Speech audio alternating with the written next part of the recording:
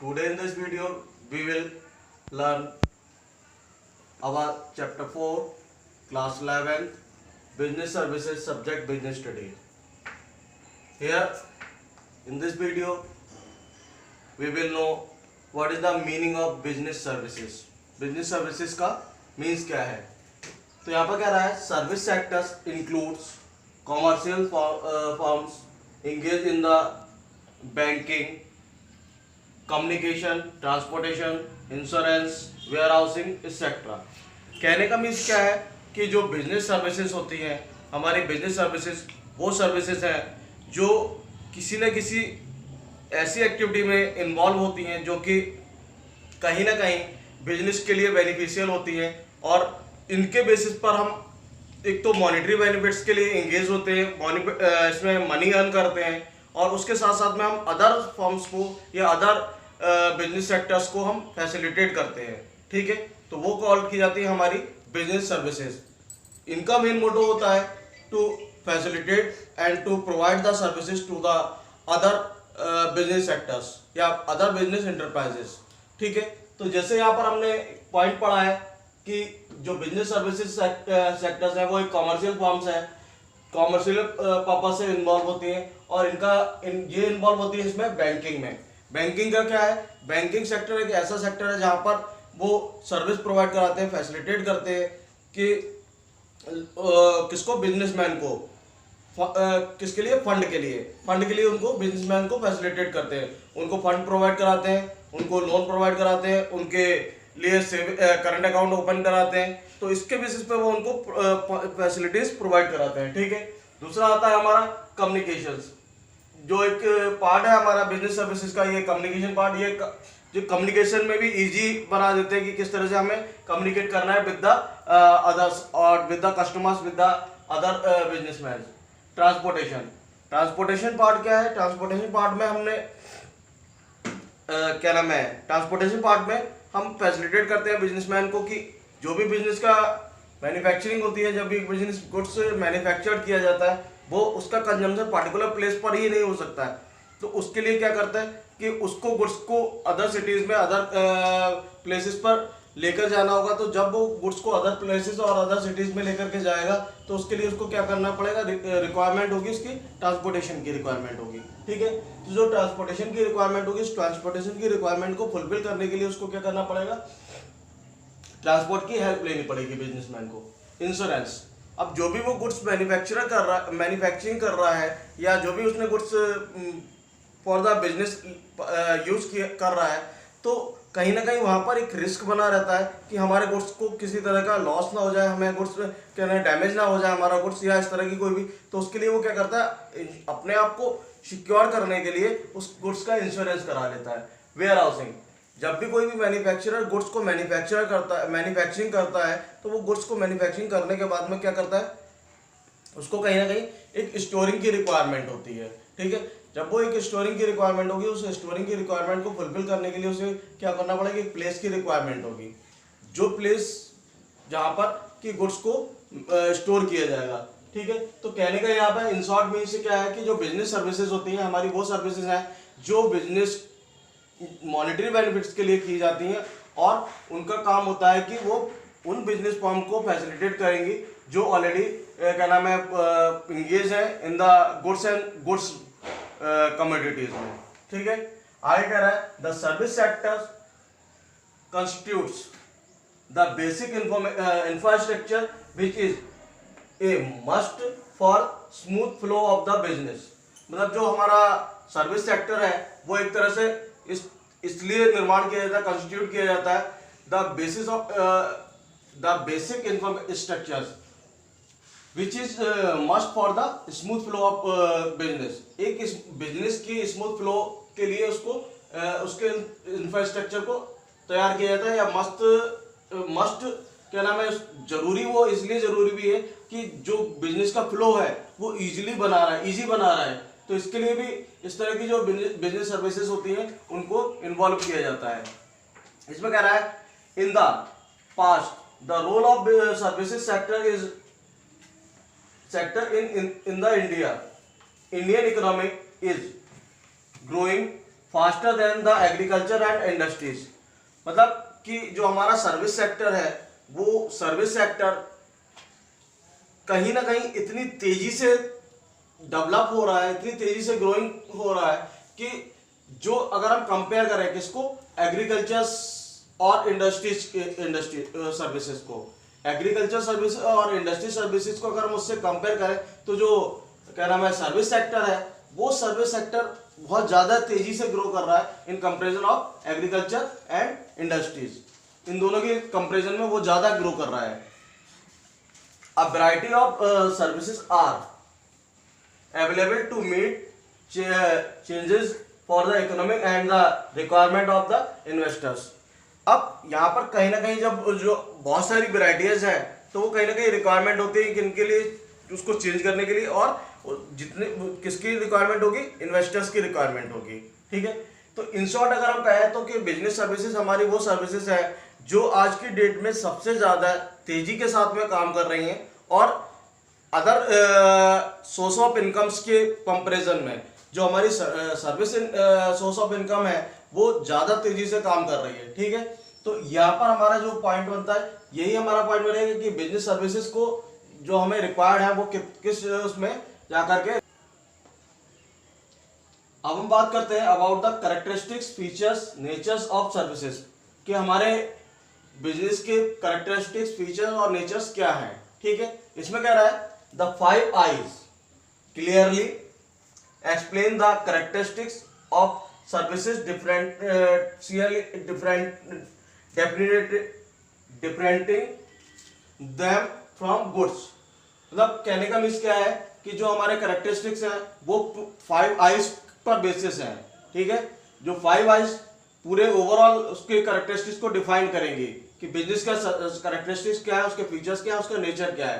ठीक है, और ये गुड्स से किस तरह से डिफरेंट है। ठीक है, पहला पॉइंट हमारा आता है इंटेंजिबल। इंटेंजिबल क्या है? Services are intangible, that is this can not be see और टच। जो सर्विसेज होती है वो इंटेंजिबल होती हैं, गुड्स को हम सीन भी कर सकते हैं और टच भी कर सकते हैं, बट जो हमारे सर्विसेज होती हैं उनको हम ना तो सीन कर सकते हैं ना ही टच कर सकते हैं। We can only feel services और one can only express them. हम केवल सर्विसेज को क्या कर सकते हैं, केवल फील कर सकते हैं कि सर्विसेज एग्जैक्टली क्या है। ठीक है, या फिर कोई एक जिसको सर्विस प्रोवाइड की जा रही है वो उनको एक्सप्रेस कर सकता है, महसूस कर सकता है। ठीक है, केवल वो पर्सन जिसको सर्विस प्रोवाइड की जा रही है, जिसको सर्विस मिल रही है। आगे कह रहा है we can not find out the quality of services before taking it.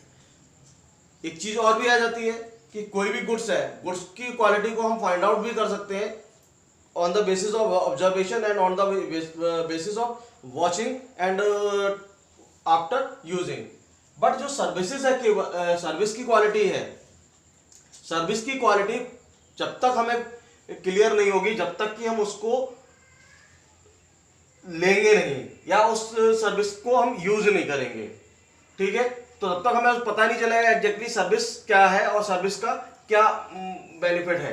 ठीक है, one can find out the quality only after expressing it.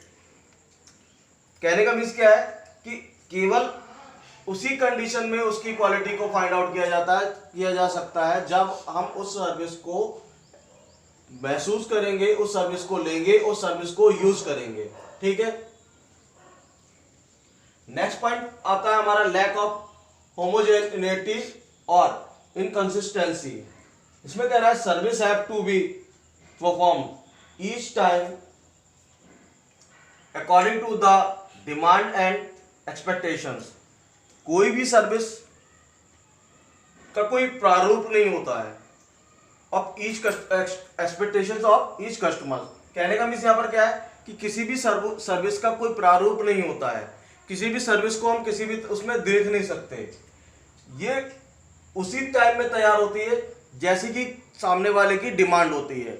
जैसी कस्टमर की डिमांड होगी, सर्विस का रूपरेखा, सर्विस का फॉर्म, सर्विस का एक तरह से आकार प्रकार उसी तरह का कन्वर्ट हो जाएगा जैसा कि सामने वाला रिक्वायर्ड कर रहा है, जैसा कि उसने सामने वाले ने एक्सपेक्ट किया हुआ है, सर्विस उसी तरह से परफॉर्म करनी पड़ेगी, सर्विस उसी तरह से देनी पड़ेगी, ठीक है।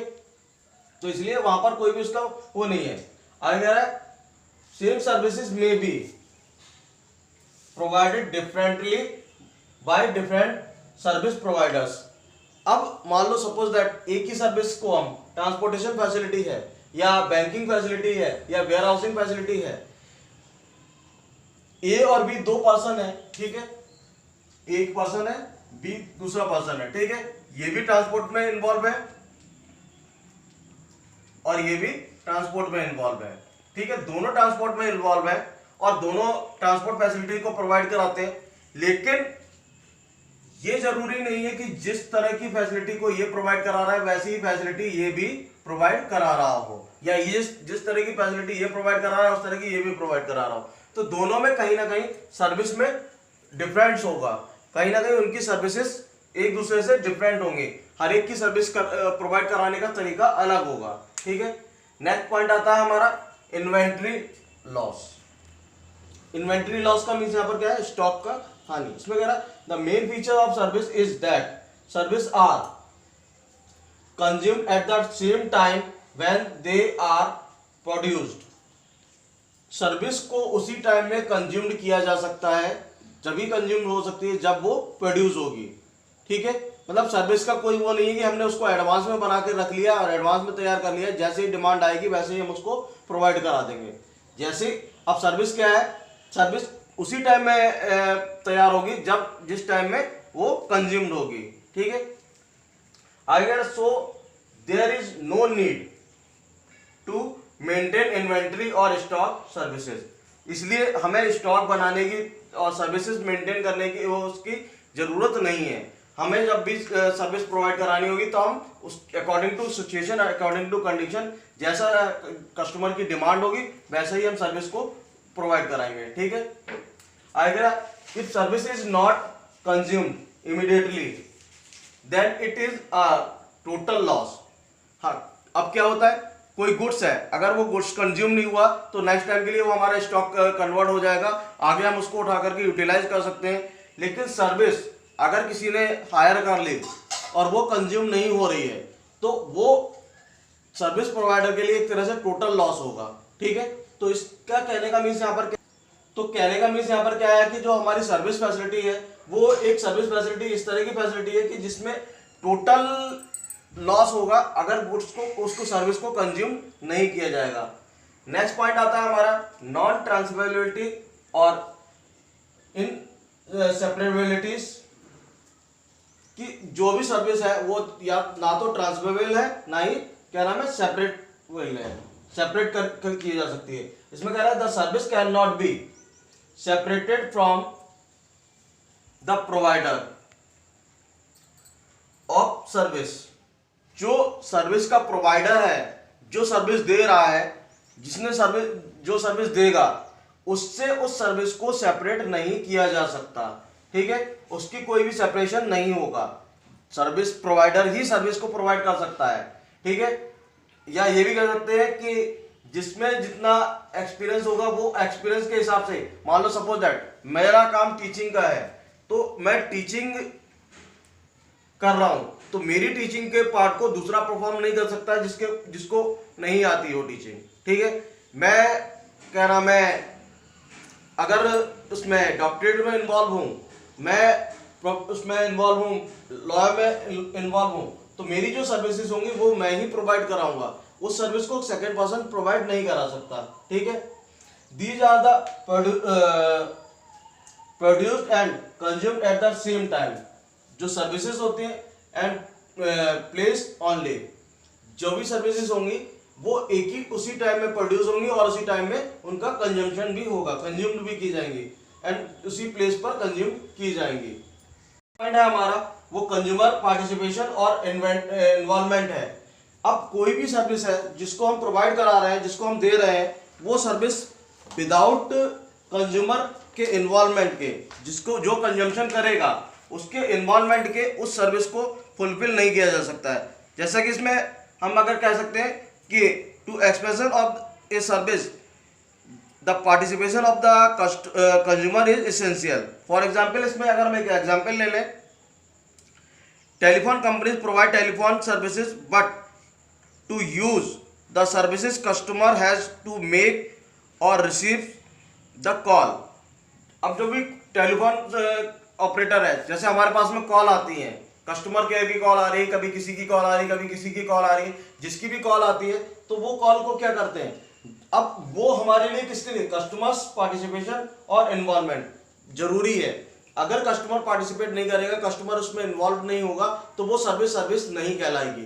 ठीक है, उस सर्विस को लेने के लिए उस कस्टमर का भी इन्वॉल्वमेंट होना उतना ही जरूरी है जितना कि प्रोवाइडर का होना जरूरी है। जैसा अभी मैं एग्जांपल दे रहा था कि अगर किसी की कॉल आ रही है, ठीक है, कस्टमर केयर से कॉल आ रही है या कहीं और से कॉल आ रही है, जब तक मैं उस कॉल को पिक नहीं करूंगा तब तक वो कॉल एक तरह से सर्विस में नहीं आएगी। वो कस्टमर केयर है या जो भी पर्सन है, टेलीफोन ऑपरेटर है, जो भी होगा, वो उस फैसिलिटी को मुझे प्रोवाइड नहीं करा सकता है। जो भी अगर कंपनी के बारे में इंफॉर्मेशन देनी है तो वो मुझे इंफॉर्मेशन नहीं दे सकता। ठीक है, तो यहाँ पर कहने का मीन्स क्या है कि जो पार्टिसिपेशन है, उस सर्विस को एक्सेप्ट करने वाला, रिसीव करने वाला भी एक पर्सन होना चाहिए जो कि उस सर्विस को एक्सेप्ट और रिसीव कर सके।